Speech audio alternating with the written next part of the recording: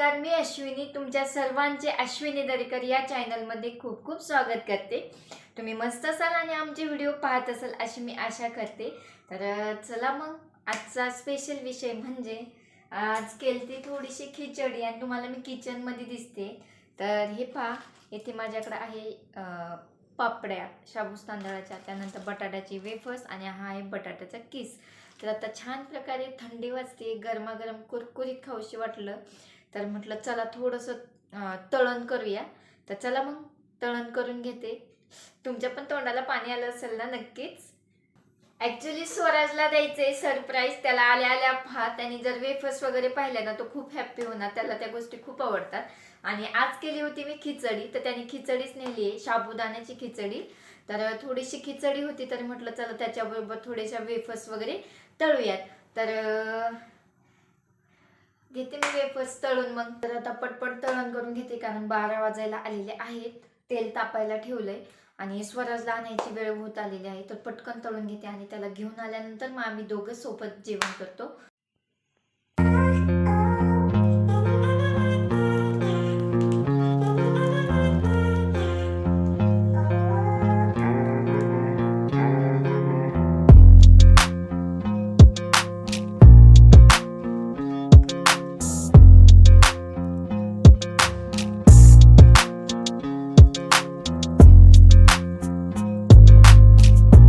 झालं पहा, मी थोडंसंच तेल घेतलं होतं त्यामुळे तेल पण आपलं जास्त खरकट होत नाही आणि बचत तर छोट्या छोट्या गोष्टींमधूनच करायला हवी. हे पहा, फक्त एवढंच तेल उरलं की जे आपलं चपात्यांना वगैरे होऊन जातं. त्यामुळे एकदम थोडं तळण असेल तर जास्त तेल ओतू नका कारण तिथं आपलाच तोटा होतो. तर चला आता मी किचन वगैरे स्वच्छ करून घेते कारण तुम्ही कधी किचनवरती थोडा स्वयंपाक वगैरे केला तर एक ओला कपड्याने का होईना ते किचन पुसून घ्या. त्यामुळे काय होतं, झुरळं होत नाही आपल्या किचनमध्ये. किचन पण दिसायला चांगलं दिसतं आणि स्वच्छ राहतं. किचन पण मी फटाकशीर क्लीन करून घेतले कारण या स्टाईलवरती वगैरे तेल उडलेलं असतं. त्यामुळे ते त्याच वेळेस जर क्लीन केलं तर चांगलं वाटतं. कारण हे बघा, आता आपण डेली स्वयंपाक करतो तरी पण माझी जी किचन स्टाईल आहे ती एकदम असं स्वच्छ दिसते. पहा, तुम्हाला कुठेही तिच्यावर तेलकटपणा नाही. आणि वरती जरी पाहिलं ना तर बघा, स्लॅबचा कलर अगदी व्हाईट व्हाईट दिसतोय. म्हणजे तेवढं जर आपण केअर करून जर किचन स्वच्छ केलं ना तर आपलं किचन खरंच चांगलं राहतं. काही काही लोकांच्या घरी तर इथे पूर्ण काळं काळं झालेलं असतं आणि ही पूर्ण स्टाईल ऑइली झालेली असते. तर आता थोडेसे भांडे आहेत, ते जेवण केल्यानंतर मी धुवून काढेल. आणि हे पहा, आपलं तळण इथे रेडी आहे. बटाट्याची वेफर्स, त्यानंतर किस आणि पापडी साबुदाण्याची. तर हे सर्व तळण मम्मी गावाकडनंच करून देत असते. मी पहिली केलेले 1-2 वर्ष, पण जॉबमुळे तेवढा वेळ भेटत नव्हता. सो तीच देते गावाकडनं करून आणि आम्ही एवढं काही जास्त तळण खात नाही, त्यामुळे मग मम्मीच देते. चला आता स्वराजला स्कूलमधून घेऊन येते आणि मग व्हिडिओ आपण कंटिन्यू करूयात. स्वराज कपडे वगैरे चेंज करतोय. आज मी पिल्लूसाठी काय बनवलंय स्पेशल सांग बरं. बरोबर कस काय ओळखलं? वास आला, बाप रे, वासाने समजतोय तुला काय बनवलंय. लईच हुशार पोरगा आहे मग तर. तोंड कसं आहे, बरं आहे का? तोंड बरं आहे, गाल फुग्या बरे आहेत, दुखतंय का नाही अजून? बरं चल मग हो पटकन रेडी, चल जेवण करायला लवकर. सरप्राईज आहे ना, तर त्याला फक्त म्हटलं की काय बनवलंय आणि ॲक्च्युली तळण तळल्यानंतर लगेच मी त्याला आणायला गेले. त्यामुळे घरात सगळा वास तो राहिलेला आणि त्याने बरोबर ओळखलं की तू मला चिप्स बनवले आहे. वा, क्या बात है.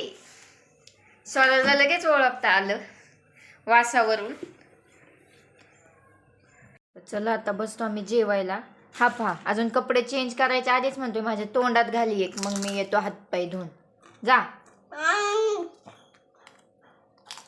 बंदर. तर चला तुम्ही पण या जेवण करायला मस्त मस्त. जेवण झाल्यानंतर आता इथे स्वराज करत आहे स्टडी. मी ठेवला इथे थोडासा चहा आणि त्याचबरोबर आता थोडेसे भांडे क्लीन करून घ्यायचे आहे. दुपारचा मी चहा घेत नाही, पण आत्ता जर आठवण झाली फराळाचं केल्यानंतर म्हटलं थोडासा चहा घेऊया, फ्रेश वाटाणा झालंय म्हणून. तर गवती चहा घालून मस्त चहा बनवते. आणि भांडे वगैरे पण क्लीन करून घेते. आणि मला अजून एक गोष्ट सांगायची आहे म्हणजे, तर आत्ता आहे ना आम्ही जेव्हा स्वराजला आणि त्यांना स्कूलमध्ये आणायला जातो ना, त्यावेळेस सगळ्या पॅरेंटची, लेडीज आणि जेंट्सची ना लाईन बनवलेली असते बरं का. काही लेडीज एवढ्या बेकार आहेत ना, म्हणजे खरंच समजतच नाही की पहा, आपण जसं वागतो तसेच आपली मुले पाहून वागतात. आणि मग आपणच आपल्या मुलाला बिघडवायला कारणीभूत असो. त्या 2-3 लेडीज आहे, त्यांचा ग्रुप आहे 1-2 जणींचा. 2-3 जणी बाहेर येऊन बसलेल्या असतात आणि त्यातली एक काय करते, मध्येच येते मध्येच शिरते.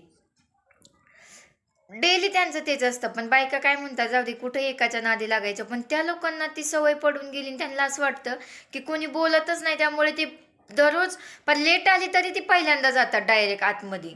म्हणजे काय लोकांना समजतच नाही. आणि लेडीज म्हटलं ना या बाबतीत, तर त्यांना काय बोलायचं पण अवघड आहे. लगेच भांडायला उठतात. त्यामुळे कोणी त्यांना काही बोलत नाही आणि त्या गोष्टीचा ते गैरफायदा घेतात. पण याचा उपयोग काय होतं, आपलं बिहेवियर त्या टाईप होतं. आणि आपली मुलंही मग आपल्याकडून तेच शिकणार ना, प्रामाणिकपणा कुठं राहतच नाही.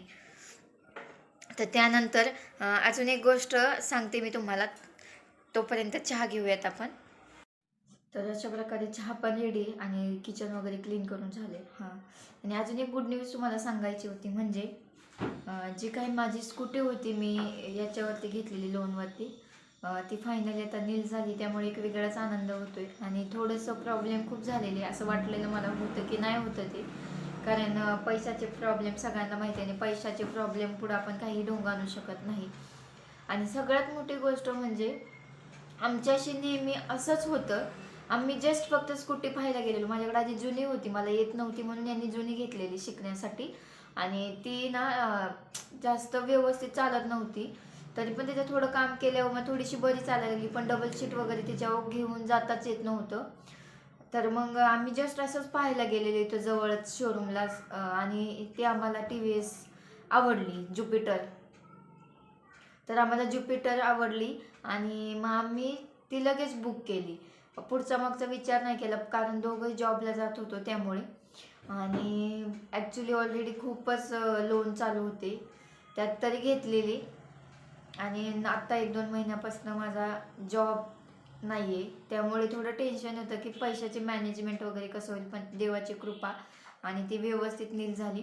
पण याच्यातून सांगायचं असं की जेव्हा मला आधी स्कूटी नवीन घ्यायची होती ना, त्यावेळेस म्हणजे परिस्थिती त्याप्रमाणे नव्हती की घेऊ शकतो.